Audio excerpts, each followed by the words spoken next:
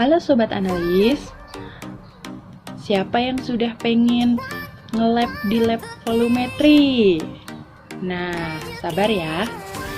Kalau kalian lihat video ini merupakan video terakhir untuk penetapan titrasi di lab volumetri. Pada video ini, kita akan melaksanakan penetapan MnO2 dalam batu baterai. Nah, peralatannya ada apa saja? Silahkan kalian lihat pada videonya. Jika ada yang kurang lengkap, kalian boleh tambahkan di kolom komentar ya.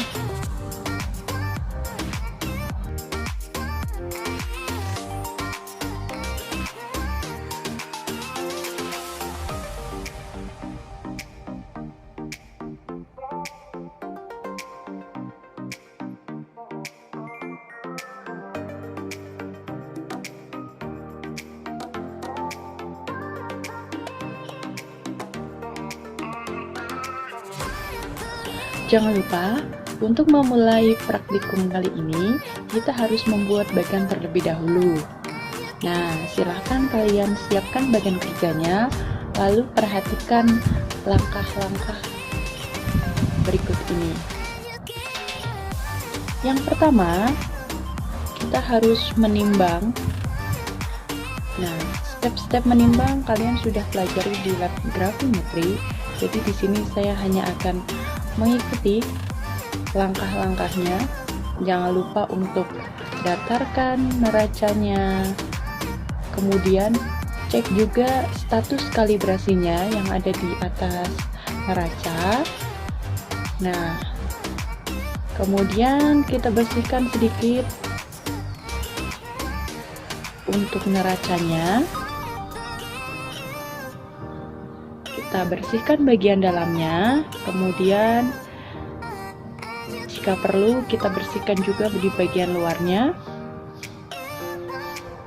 Nah, jangan lupa posisi neraca harus dalam kondisi off. Kemudian baru kita nyalakan stop kontaknya dan kita tekan tombol on pada neraca. Yang pertama kali kita timbang adalah sampel MnO2 dalam batu baterai. Nah, batu baterainya kita gunakan yang sudah dibuka sehingga tinggal serbuk-serbuknya saja. Nah, kenapa saya tidak menimbang menggunakan kaca arloji? Tolong jawab ya di kolom komentar. Kita mulai menimbang sampel.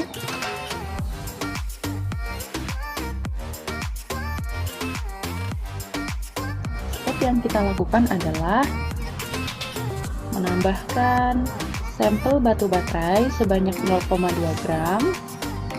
Setelah sesuai, kita masukkan sampel ke dalam Erlenmeyer yang sudah kita siapkan.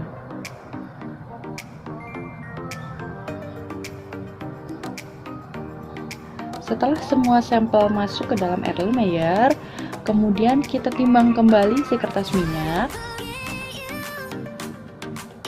Lalu kita cari tahu berapakah sampel dari si batu baterai yang sudah masuk ke dalam Erlenmeyer. Nah, setelah diketahui bobot dari sampel, kemudian jangan lupa kalian harus menulis di buku logbook ya. Bukunya ada di depan ruang timbang. Selanjutnya adalah menipet Fe2+ atau FeSO4 sebagai zat ketiga sebanyak 25 mili. Nah, kenapa sih kita harus menggunakan pipet volumetri untuk Fe2+ nya? Nanti silahkan tulis juga di kolom komentar dan juga jawab pertanyaan saya, kira-kira ini menggunakan cara titrasi apa ya untuk penetapan ini? Nah, kemudian jangan lupa siapkan buangannya. Untuk membilas pipet volumenya, dan juga untuk membilas zat yang akan kita ambil. Seperti biasa ya, step-stepnya kita bilas pipet terlebih dahulu dengan air suling sebanyak berapa kali? 2 kali ya. Nah, kemudian setelah itu kita lanjutkan dengan membilas menggunakan larutan yang akan kita ambil, yaitu si FeSO4-nya. Nah, diingat-ingat ya, step-step pada saat memipet. 3 prinsip memipet yaitu pipet, seka, himpitkan. Nah, bisa dilihat pada saat memipet harus melebihi tanda tera. Nah, kemudian kita himpitkan, posisinya pipet tegak lurus dan wadah sampelnya 45 derajat. Kemudian kita pencet tombol exit sampai tanda tera sejajar dengan mata. Kita langsung pindahkan ke Erlenmeyer yang sudah berisi sampel. Jangan lupa, setelah sampel semuanya turun ke Erlenmeyer, kita harus tunggu selama berapa detik? Ya, kalian bisa hitung dalam hati sebanyak 10 kali atau 10 detik. Kemudian step selanjutnya, setelah sampel sudah ditambahkan zat ketiga, kemudian kita tambahkan air suling sampai kurang lebih 100 ml. Kemudian kita tandai di Erlenmeyer-nya sampai tengahnya kita beri tanda, karena kita akan mengekstrak sampel batu baterainya sampai setengah volume.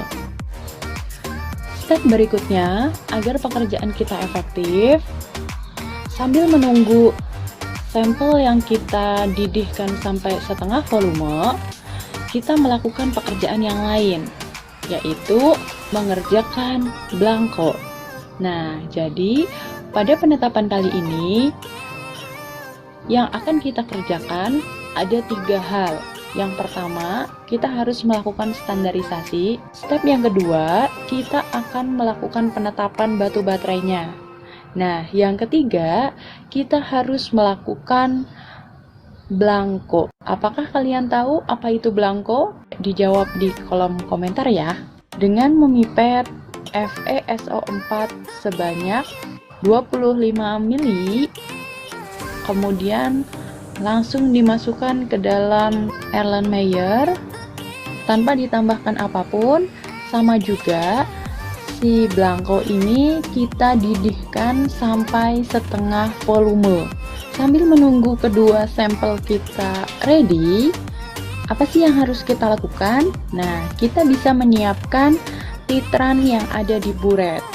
Jadi, kita siapkan titran ke dalam buret.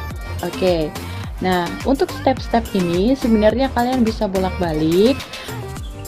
Hanya saja di sini saya mencari langkah efektifnya. Jadi kalau di lab volume jangan sampai ada kegiatan menunggu atau kegiatan gabut gitu ya. Nah, jadi jangan sampai seperti itu, karena di lab volume prinsipnya adalah efektif dan efisien. Jadi pekerjaan dilakukan bisa bersama-sama dan kita bisa multitasking. Jangan lupa buretnya dibilas dengan air suling dan dibilas dengan larutan yang akan kita gunakan. Jangan lupa titran hanya sampai diseka saja ya. Kenapa tidak boleh sampai dienolkan? Silahkan jawab di kolom komentar. Setelah blanko mendidih dan juga sudah berkurang setengah volume, step berikutnya kalian bisa matikan tektonya, kemudian didinginkan. Kenapa harus pakai proses pendinginan? Silahkan jawab juga di kolom komentar ya. Setelah blanko dingin, kemudian kita tambahkan H3PO4. Nah, apakah tujuan penambahan zat ini? Kalian bisa jawab juga di kolom komentar ya. Kemudian kita lanjutkan dengan pengenalan buretnya. Lalu kita laksanakan proses titrasinya sampai tercapai titik akhir. Oh iya, kenapa kita tidak tambahkan indikator? Kalian bisa jawab juga di kolom komentar ya. Setelah titik akhir, jangan lupa kita baca buretnya. Cara membaca buret coklat ini ketika larutannya gelap dengan larutannya bening agak sedikit berbeda. Jadi kalian nanti harus belajar apa perbedaan cara membaca buret larutannya bening dan juga larutannya berwarna gelap. Nah, kita dapatkan volume titik akhirnya adalah setelah blanko selesai, sampel Simplo sudah mendidih dan volumenya sudah setengahnya, lalu kita dinginkan terlebih dahulu. Dan ada sedikit perbedaan antara sampel dengan blanko. Kalau tadi pada saat blanko kita langsung didihkan dan juga ditambahkan H3PO4, di sini untuk sampel, jadi kita harus lakukan penyaringan terlebih dahulu. Harus ingat-ingat langkah-langkah menyaring yang ada di gravimetri. Tapi bedanya, untuk di lab volumetri, kita ambil filtratnya, bukan diambil endapannya ya. Jadi kalian jangan salah, nanti filtratnya dibuang, endapannya diambil, jangan ya. Jadi sama seperti di lab grafi, kamu bilas si sampel 4-5 kali atau dicuci sebanyak 4-5 kali. Kemudian karena di sini kita juga harus menguji, maka kalian harus lakukan uji bebas sulfat. Kenapa sih harus lakukan uji bebas sulfat? Ditulis di kolom komentar ya.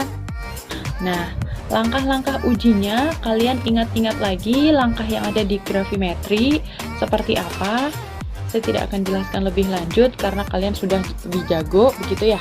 Dan boleh dituliskan di kolom komentar langkah-langkah uji bebas sulfat seperti apa. Kalian juga bisa lihat hasilnya antara standar dan filtrat. Bagaimana kesimpulannya? Setelah filtrat diuji dengan bebas sulfat dan hasilnya bebas, maka step selanjutnya kita tambahkan H3PO4 pada filtrat. Nah, kalian bisa lihat apa yang terjadi. Sampel akan kembali jernih. Kemudian step selanjutnya kita lakukan proses titrasi.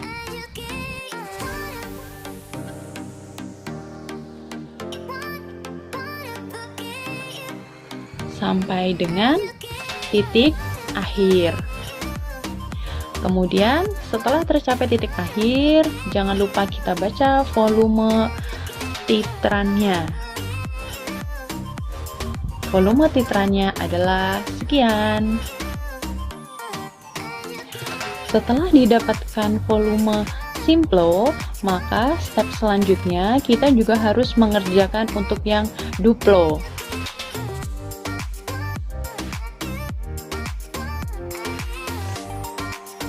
Nah, volume Duplo didapatkan sekian.